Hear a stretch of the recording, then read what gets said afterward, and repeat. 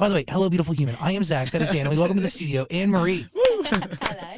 For the good of the internet, we'll block out the last time you were here. But you can check it out, I guess. I mean, it's literally, don't do it for us. Just don't do it. No, I was so worried that I wouldn't get a second chance. Yeah, it was close. I was like, You were, right? You had to have been. No, but I do remember it, and I don't remember a lot. So that's saying something. Oh, shit. Yeah. Well, because I remember, and maybe we'll talk about it now or whatever, but I pulled out an exclusive question on you that they made me take out. Yeah. But then it later comes up in a New York Times special that you were one of the voices on the middle.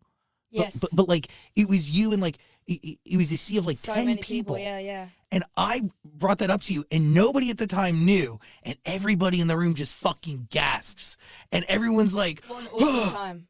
It was an awkward time. It was a whole awkward situation. Yeah, there were so many people on that record, and then I was basically the last person to sing it. And then I wrote the song with Marshmello, and I wrote Friends, and then we were like, well, we can't release both at the same time, and we ended up going with Friends, and it was bad. Oh my God, that was literally the question I asked you. The question I asked. It was bad. But it's all over and done with now. I'm over it. Everyone's over it now.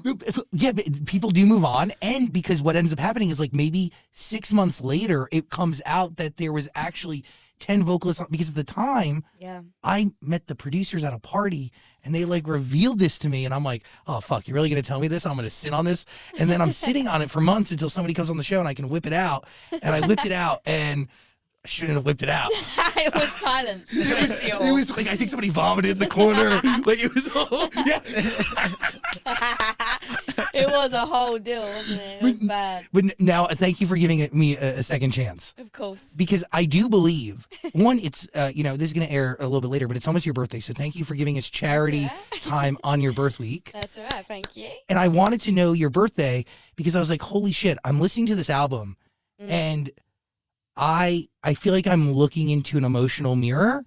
I mean, I am crazy. Yeah. I am crazy, and love makes me even crazier. Mm-hmm.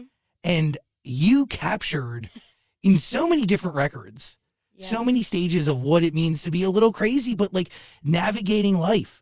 And you touch on mental health, you touch on literally everything, but they're wrapped in pop fucking smashes, and it's so weird, but it's fucking amazing. It's so weird. It's so weird. Yeah, I felt like I had to go into every stage of unhealthiness in a relationship wise, because you can be unhealthy and like, this is really bad unhealthy, but then there's another unhealthy where you're just completely obsessed, where in your mind you think it's completely fine, but actually it's really still unhealthy. So the theme of it is, it's a roller coaster. Oh, you just gave me goosebumps because oh my God. Are you okay? No. Malfunction. The short answer is no. The long answer is I'm literally going through so many of these records in real time, and that's what makes me really nauseously ill. Oh, sorry. Yeah, like I don't even know where the fuck to start. Like, do I start with "Kills Me to Love You" because it like crazy. Yes, I know. Where are you when you're crafting a record like that? Are you coming off of something that's intensely heated, or are you only in a place where you can look back and really analyze what you had? Most of the time I write whilst I'm going through stuff, and it doesn't make sense until like 2 weeks later to me. So I wrote that record because love songs are a no for me. I don't really write love songs, and I always write about bad experiences and try and make them funny. So that's what I try and do. But this time I was like, I want to write a love song, but I can't write a love song. Like, it's hard to be lovey and cute. So in this love song, it's just the craziest version of what love is to me, like the deepest love. Well, because it is love, even though it's incredibly unhealthy. Yeah.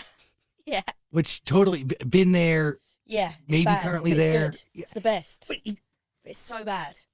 Well, because when it's really bad, then you have the ability for it to be really good. Yeah. But I think if you're in a situation where you're like licking up somebody's tears, like it is a thing. Like there's a moment where you go, maybe this is too unhealthy. Literally. Well, like, tears are weird for your stomach. Yeah. Oh. Yeah. Salty. They are very salty. I drink a lot of my own tears. Very sad. Yeah. There are a lot of vibes on the album. But okay, but it Kills Me to Love You. Yeah. Is that your favorite? No, I have a bunch. Oh. Obsessed Yeah. is so fucking good. Yeah, taking it back to my musical days. Mainly because when you say a line, you use Timbuktu in that song. Mm-hmm. Good shout out. You also talk about killing somebody for another person, which is a phrase I'll use to really express that I love you. Do you know what's so weird? What? When you sing this stuff, it doesn't sound as harsh, and then you say it, and I'm like, holy shit, I said that in a song. You did. What the fuck? It's actually mental. No, so honestly, I thought you were ripping shit out of my brain, but like really deep, dark stuff that I wouldn't share with anybody. Yeah, because that's what when you're in the studio, you actually just say loads of shit that you wouldn't normally say in real life. And then you have interviews with people and they say it in real life. And then you're like, oh, maybe I should go and see my therapist. But there is some reality reflected in these records. Mm-hmm. There has to be. Yeah, all of it. Yeah. Every single song is reality for me. So, yeah. Okay. Is it embarrassing to share with somebody obsessed? Yeah. Is it like to share that with I mean, I feel like I grew up listening to Alanis Morissette and Eminem and people that weren't scared to say anything, you know. So I grew up, and then I started writing records, and I tried doing the whole I'm going to the club and I'm going to get high. I tried all of that, but it killed my soul. So then I was like, what am I actually trying to say? What do I want to say? And then went back into that Alanis Morissette and Eminem and Kendrick and Lauryn Hill and all those kinds of people who say stuff, and I just was like, I have to write about what I'm going through. There's no other way. So everything you hear is literally what I'm going through. Is being that level of honest hard to find love? Yeah. I mean, people are probably deterred for sure. I mean, yeah, you're talking about going into somebody's phone and being incredibly jealous, which I totally get. You know how many times I stare at this person I'm into and I'm like wondering who the fuck they're texting? It's like, friends don't fucking text you that much. Like, I'm not fucking dumb. Like, I'm not fucking stupid. Yeah, we are the same. I see you. I honestly think when I'm writing the songs, in the studio is like my safe space. I always write with people that I feel completely comfortable with. So when I'm in the studio, I'm like, this is what I'm going through. Write it down. And then when I think about people listening to it, it's kind of scary. But then I learned a lot from a record that I did on my first album called Perfect, which is very personal. And like, I thought I was the only one going through that shit, like with my body and how I felt about myself. And it ended up being the record that all the audience loved the most because they were going. So I felt like after that record, I felt like I wasn't embarrassed about saying anything because there's always someone else that is understanding or going through it. So you're never really an alien, you know? How powerful is that? Very. Because it gives new meaning to what your passion is in life. Very. And the art you make. Yeah. And like, yes, it's new meaning for you, but there's like a different sort of power when your struggle like ends up shedding light to somebody else. Yeah. Like, you know, like giving light to somebody else. There's nothing like that. No. So is that a principle from your first album that you adapt in music moving forward? Yeah, definitely. I can't write any other way. It has to be real. Yeah. But has there been a balance a little bit? Like 2002 and Friends, yes, real to a certain degree, but not this level of depth. I know. But the same level of pop bops. Yeah. So I feel like there is a certain amount of growth that I've done to be the realist I can be, even as a human being, not just in music. So like throughout the albums, I think you can hear that, and I'm like trying to tell every detail, but then sometimes I'm like, oh, I can't really say that, or maybe that's not right, or I'm writing with someone else and they put forward a line and I'm like, that sounds better, even though it's not like exactly what I want to say. You collaborate, you know. So but you're really deflecting from truth. So on this album, it's very the realest I've ever been, like the most honest. The album cover is literally shot in my house on a 35mm camera. It's like the realest version of me. Is that being 30? Yeah, I think so. I think so. But also a lot of therapy and a lot of learning just about life and meeting new people and things. Weird. Maturity, growth. Yeah, it's great. I love it. I'm like really nervous to turn 30. Incredibly nervous. No, love it. It's the best. My mum said her 30s were her favourite years, so I was always looking forward to the 30s. And then people still say I look 25, so I'm sweet.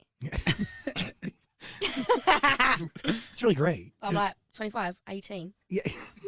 Bitch. I just want to live in a world where, like, age doesn't matter. Wait, have you watched that movie? No, what? Called what's it called? Time or something. It's got Justin Timberlake in it, and everyone, they don't have currency as money. The currency is time, right? Oh, that's so everyone lives until they're 25, and then they stop aging.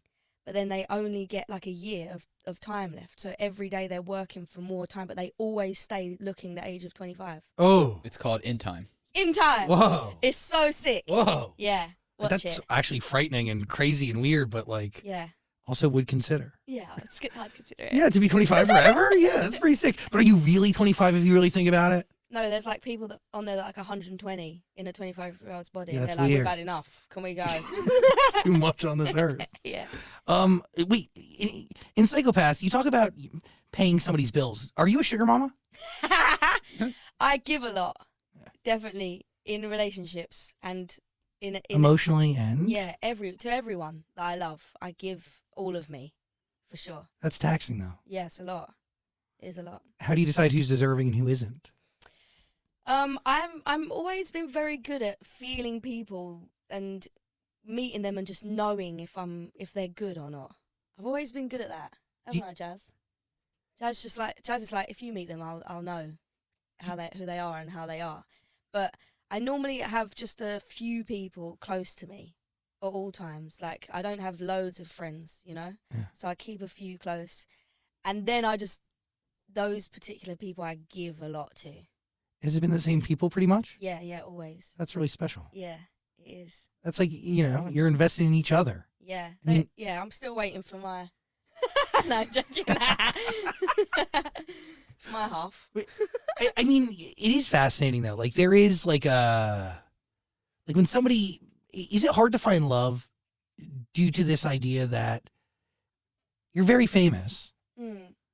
Money is, I'm assuming, is not an object. You've had so many fucking hits. It's actually makes me nauseous to wrap my mind around. Does that make it harder to find genuine love?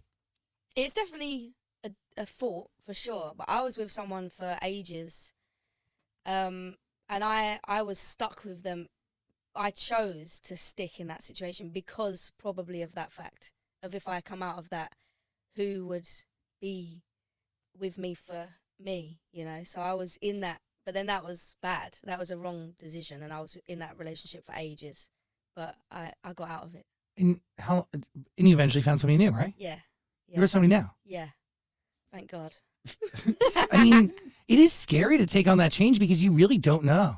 Yeah, you don't. But I do think as I was coming out of that relationship, I was like, okay, now is going to be the first time in my life where I don't, because I'm like you, I will love someone. That's it. Like if I'm like crazy. I'll die. Yeah. Yeah. Once I'm in, I'd rather not even figure out how to do that again with somebody else. Yeah. So I'm like, I've never been any other way. So I'm in a relationship, then I'm in another relationship, then I'm in another relationship, and I'm like, I need to be with the person I'm going to be with for the rest of my life in every relationship. And then when I was coming out of the last one, I said, right, now's going to be the first time I'm not going to look for someone else. I'm just going to be on my own and force myself to be on my own and put into action all the things I've learned and love myself and blah, blah, blah, blah. And then I found someone else. Fuck. And this album is born out of what? What stage of life? This was after I'd met the new person. Okay. Yeah. So the first few songs are about the past relationship. Got it. Then Obsessed is the start of the new one. And then it kind of gets obsessive. And then towards the end, it actually starts calming a bit and, being a bit normal. Okay. We'll stay in the crazy section, then we'll get to the more normal section. I mean, I don't know. Irish Goodbye seems a little crazy still. That is crazy. I mean, are you equating an Irish Goodbye to a relationship? Okay. So this point in the album, I wanted an interlude. So the first version of this song was called Lullaby. And it was about it was a 40-second song about how, this is a bit cringe actually, but how you don't want someone to sing you to sleep. You want them to fuck you to sleep.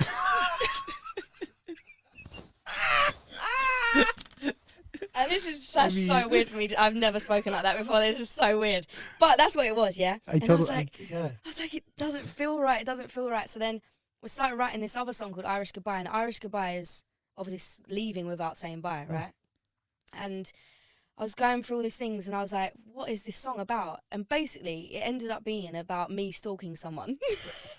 Wait, hold on. So you only realize what it's about after it's done, though? Yeah, because you do it as you go along. Like, as you write, it ends up being what it is. So, yeah, it's about me having a relationship with someone they don't even know they're having a relationship with me. Story of my life. Story of my fucking life.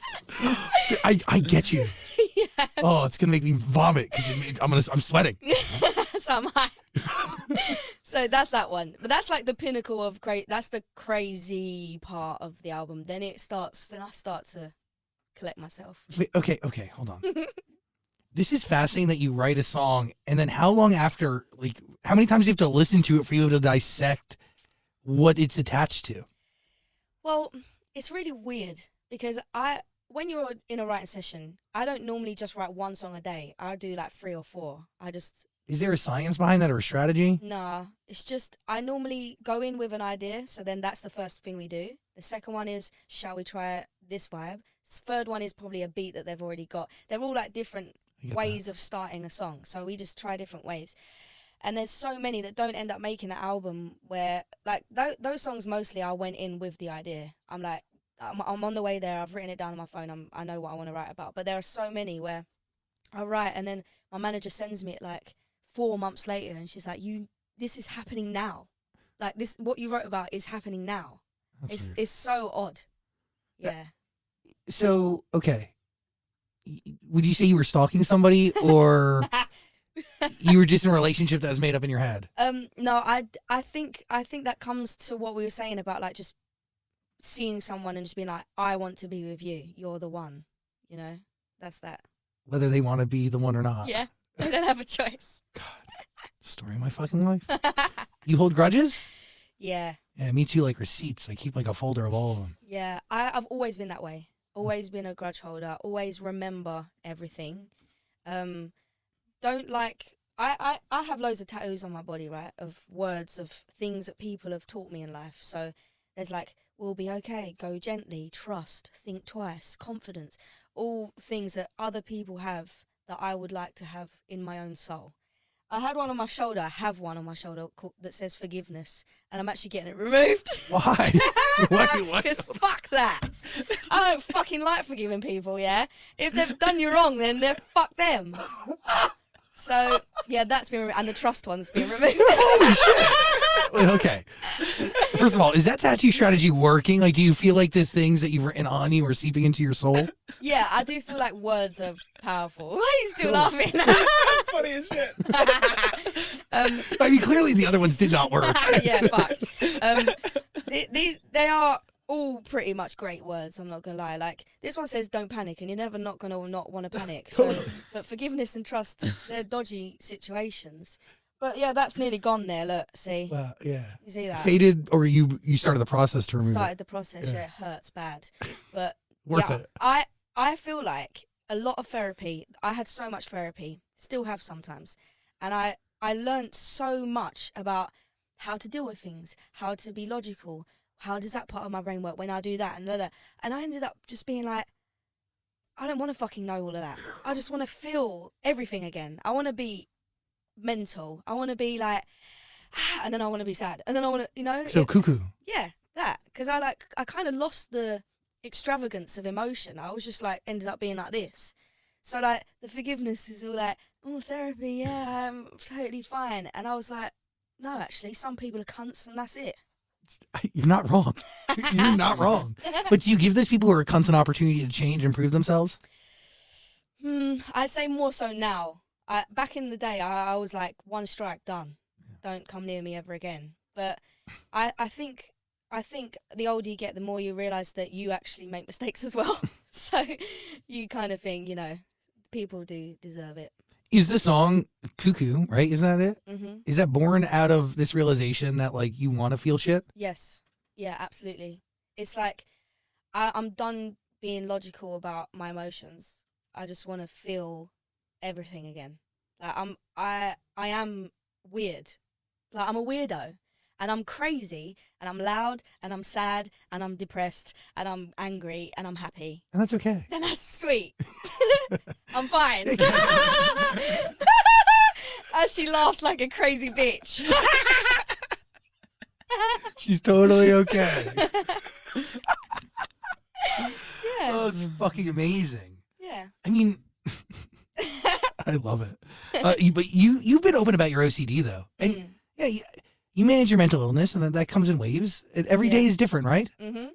And yeah. to each their own. But the fact that you've talked about it over the years, I have the utmost respect for you. Thank you. Well, because a lot of people don't do it, you know? Yeah. And the more you don't talk about it, the more stigma is built up around it. And mental health is the same thing as physical health, you know? Yeah, exactly. Every interview I have about it and who speaks about it, I try and just put it in the most simple thing, that it's a brain. Like, it's not an imaginary bad thing that's happening to us. It's just a thing. Like, if you hurt your leg, you go to the doctor. Yeah, and that's you, it. And you get fixed. So, it's another fucking organ. Yeah, it's hard. You just try and simplify it as much as possible. But that's what I think, that same with the same song, Perfect to Me, and also a song called Machine from my first album. I speak about my mental health, and so many people congratulated it almost. And I was like, well, that makes me want to just write more shit about it. So I just kept on going. And even more great when you go to other countries where mental health isn't really still spoken about. Because in the UK, it's kind of fine to talk about it now, you know? And in other countries you go to and they're like, ooh, you go into a therapist? Like, what? And I'm like, I get to sing those songs to a crowd of people who are probably like, why are you saying that? But it starts the conversation. Oh my, and that is the most important thing. Yeah. To at least start something. Mm-hmm. And you talk about, are you able to notice, like, all the songs you've written about your mental health over the years? Is there a through line or a difference between each record? Or does it capture you where you're at in that moment? It definitely captures where I'm at in that moment. But there is a through line of, no matter how weird you think you are, there are other people that are feeling exactly the same. So in the end, you're not the only weirdo. Amen. Amen. Yeah. Is it weird to listen back to those other records now? Yeah. It's weirder reading the book that I wrote. I wrote a book, and it's weird reading that because at that time it was lockdown, and that was the lowest I think I'd ever been. So writing that in that moment in time, and then thinking about writing another book, it's like I actually just want to say, don't even just burn the other book. What motivated the first book? Motivated, it was my love for books, obviously, and reading. But that moment in time, couldn't write songs, couldn't go to studio, couldn't perform, couldn't let out any of my emotions, and I was trying to write how I felt and trying to help people in a 300 caption on Instagram. And I was like, how can I get out enough to help people? And that came in the form of a book. What do you learn about yourself from being able to complete and finish a book, which is a big fucking deal? Yeah, a lot. I think the biggest thing for me was like going back in my life, because I tend to just block it out. And I had to go back to figure out how to talk about it and help other people that are going through that, when I personally didn't want to, because it's painful, but I did. And it was crazy how much it changed. Like me and my parents' relationship changed. My friends' relationship changed. It changed everything. Whoa. Yeah. Do you write that book alone? Do you write with somebody, or? I basically spoke to someone about everything, and they recorded it on a recorder and typed it all out. And then we figured out how to put it in sections. Holy shit. Yeah. That is like a deep version of therapy. Yeah. Well, and it is interesting because like that is looking back, whereas your music is very present and forward, right? Yeah. It's like not necessarily reflective always. No, I don't normally do that, and it's rare when I do. It's quite overwhelming to reflect, I think. Yeah.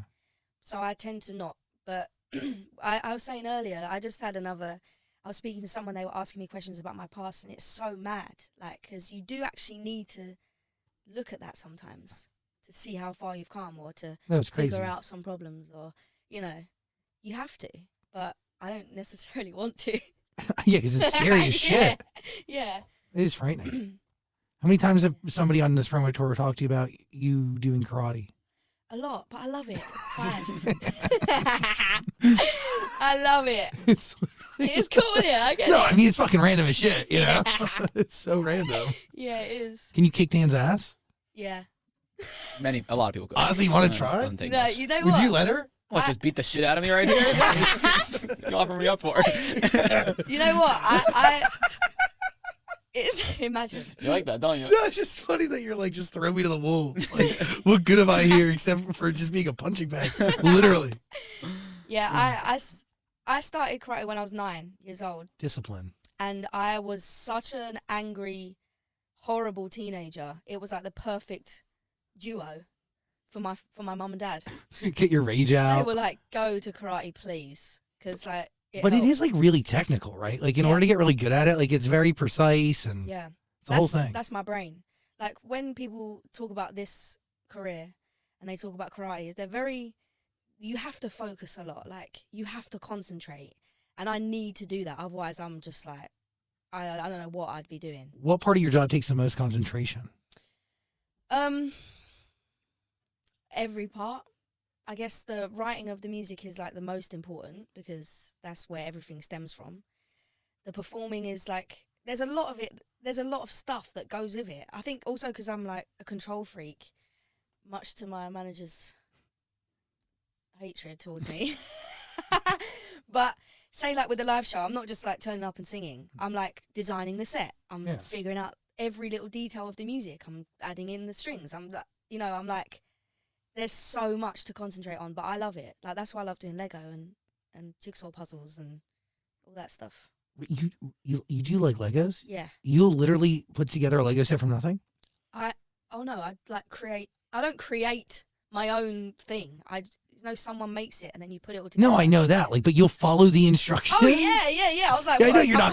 No, I know you're not crafting something out of nothing with Legos. I was like, whoa. No, but you're following the instructions. Yeah. I mean, that's like, my hell. Oh, that's my dream. Like when I get something from IKEA, I'm like, give me like 5 hours. I'm like, I'm ready. But Lego is, I've made a whole town.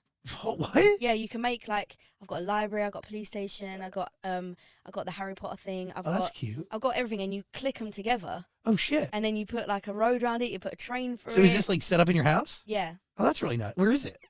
I've got like a games room with like arcade games and stuff. That's really cute. Yeah. What is it like to be rich like that? Just have a games room. Lego is expensive. Actually, yeah, I can imagine. Is that your habit? Is that your? Yeah, that is my habit, as well as sunglasses. I'm a sunglasses freak. Whatever. It could be worse. Yeah, could be worse. I shop when I'm depressed. It costs me a lot of fucking money. So much money. That's a bad habit. Don't form that one. No, I have it. Don't worry. It's so I think I have every habit possible. The question's like, what habit do I not have? Yeah. Meth. Yeah, that's a good one not to have. That's good. Yeah. Let's keep that on the list of ones that we want to stay away from. Yeah. Are you a sad bitch? Yeah. You know what? I wrote that song here, and I was having a session, and I said to them, I don't want to write sad songs. I want to write a happy song. And they were like, thank God for that, because so many people are writing ballads at the moment, and we don't want to do it anymore. And I was like, being sad is so 2020. And I wrote it in my phone. I was like, right, I can't say 2020 because that's just cringe. So I ended up changing it to being sad is so last year, because I thought the amount of sadness that we all gave as people in humanity to just the universe during the pandemic is just disgusting. Yeah, astronomical. So I was like, no more. And I just said, no more. And then I still cry every day, so that's good.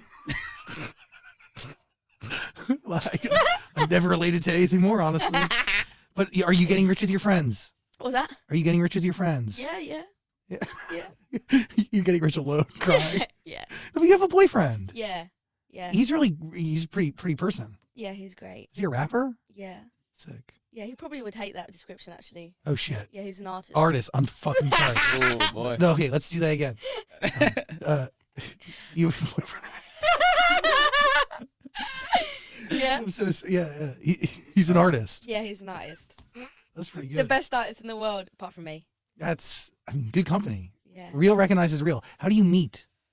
I asked her I want to know. Randomly, like in this industry, you kind of bump into everyone all the time. Like, not as... Nobody's bumping into me. People actually keep a couple feet distance. Not as in, like, I'm not one to... I'm not like, yeah, friends with everyone. But you do see people around all the time. And he was one that I saw around. And then I sent a message to him about one of his photos on Instagram. And that was it. Damn. Yeah. Baller. Yeah, it's sick. You slid in. Yeah, I did it. Yeah. Oh, fuck yeah. Yeah. Fuck yeah. Thank you. That's fucking baller. Yeah. Damn. That's... God, you hear that, kids? Slide in, because you never know what may happen. Slide right in, kids. Do you know when it's love? Like, do you know love? Because you mentioned that in actually one of your songs. Like knowing that it's love because you've never felt it before? Yeah. I've like I said before, I feel like I've loved so many people. And when you're in it, you feel like this is the biggest love I've ever felt, right? And then when I met this person, I was like, no, nothing compares. Nothing before compares. I don't know whether that means that I didn't love them. It just means that I haven't felt anything like this one before. I'm in that situation right now. Are you? Yes. Yes. But I keep being in this place of like, am I just moving the goalpost of like what I've defined love as or what I feel love can be and is? I don't know. No, I definitely know that this is it, you know. Damn. Yeah. Knock on that wood right there. Yeah, shit. Give me all the wood. No, around here. that's a good thick piece of wood. I That knock on is, it yeah. all the time. It's a good bit. I love knocking on wood. Anne Marie, you have a brand new album out. Yeah. Everyone should listen to it. We're going to put a link in the description below, but you can also listen to all of Anne Marie's music, on Amazon Music. Thoughts? I didn't get to hear the album. No way! Jesus Christ, Dan. I found out 5 minutes before you came in. That's what we were talking about. I was like, great. Okay, you have anything else to share? Or is we're going to let her kick your ass? Well, Baby Don't Hurt Me sounds exciting. Oh, yeah. Yeah. That we done the music video to that yesterday. Oh, that's what David Guetta and Coi Leray. Yeah. That's going to be a smash, yeah? Yeah, I think so. What is the process of a song like that? It's different than your own album, right? Yeah, exactly. It's always been a struggle for me, collaborations like that, because I'm so like, I need to be so authentically me. And then a dance song comes up and I'm like, but it's not something that I write. So How do you balance? it's like a struggle. But I think the older I've gotten, the more I just understand that music is music and someone is going to be happy if they listen to that song. It kind of don't fucking matter. That's it. So, and I love David and Ed Sheeran wrote it and it's like my family, you know, and Coi Leray's sick and yeah, it's become a thing where I just don't have a ick towards anymore. I just fucking love any music. But isn't that like a beautiful place to come to? Yeah, it is. It's so much more relaxing. Did that change over the past 6 months? Because I was watching an interview you did 6 months ago and they said, what's your least favorite song? Yeah. And you said? Yeah, it's changed. Okay. It's changed. It definitely, isn't it? It's really recent though, like really recent. Because I've always fought with this collaboration thing and music that's not completely like Yours. me. And I'm like, no, it's people are gonna know it's not from my brain. And then I finally got into a place. It's just like, fuck it, you know. If it makes someone feel good, it makes someone dance, or you know, it's fine. Well, that's it. I can also make the case that song getting out there brings people to you, and then you have all your other music to show them at the same time. So, true. You know, Yeah. I think you're doing just great, sweetie. Thank you. Keep it up. I mean, outside of clearly being some level of a psychopath. Yeah. I get it. I feel understood by your music. Yes. Thanks for giving us a second shot today. That's okay. I It was really great. It was great today. Fuck yeah. really nervous. Don't want to be too reflective. Focus on the present and moving forward. Final thoughts. I know you have at least one. I got 1,000 thoughts. We'll save them for next time. Jesus. Yeah, well, you listen to the album and then I'll come back. Yeah. Perfect. We'll do all this again. Scrap this. and we'll Speaking do of it. scrapping, that's a good last question. What happened to that album you scrapped? Oh yeah, I fucked it off. Because basically, after the first album, I was like in that place of being like, no one lets me do anything I want to do, and a bit of like this grunge state. And so I started writing really angry music and like kind of too much, and I was so into it. And everyone was like, oh yeah, maybe keep writing. See, you're doing really well. Keep writing. And I was like, why? It's done. And I was on tour, and this guy came up to me with his daughter, and he was like, I just want to say, I'm just so happy that my daughter listens to you. I'm just like, so it makes me feel great that she has you there. And I was like, fuck, I can't release that album. So the angry album went, and therapy came. And now we're at a whole new body of work. Yeah. which is available for your ears right now. Link in the description below. Listen to all of Anne Marie's music on Amazon Music. That's wild that you scrapped a whole album, but you needed that album to get to where you're at today. Exactly. Damn. And this album's called Unhealthy? This album's unhealthy, yeah. Listen to Unhealthy. By the way, I just want to make it clear, the Dropbox folder I got, Unhealthy was not on it at all. It was all of these coded things, so I had no idea what it's called until this very moment. But that Unhealthy. makes a lot of sense. Did you hear the song Unhealthy? It's like the country sounding one. The answer is yes. Well, I don't know if you have the newest version, but there's a newer version. Is that with the feature? Yeah. Yeah. Wait, oh, maybe... I read Shania Twain's on the album. Great, Wait, yeah. what? Yeah, Shania's on it with me. Oh, shit. Yeah. Wait, Shania Twain? Okay, Yeah. listen to this album. She's a fucking icon. We clearly didn't get to. No, I did. I promise. I listened. But to be honest, I found my favorites. I listened to them over and over again. Highly recommend listening to the album. You're going to love it. Anne Marie, you have a day to get to. Yes. Thanks for being here. Thank you. Appreciate you.